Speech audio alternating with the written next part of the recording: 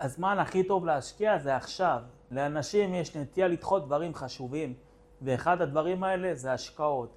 תמיד יש להם תירוצים. הם תמיד אומרים, אני אחקור את הנושא עוד שבוע ואני אראה, אני אשקול את זה, או שפתאום נפל קצת הבורסה, אז לא, זה לא זמן טוב, או שעכשיו זה לא זמן מתאים, אין לי מספיק כסף, זה זמן גרוע. אותם אנשים לא מבינים שהם מבזבזים זמן יקר ששווה הרבה כסף. שלא משקיעים עכשיו, מפספסים את הכוח האדיר של ריבית דריבית. כמו שאלברט איינשטיין אמר, ריבית דריבית היא הפלא השמיני בתבל.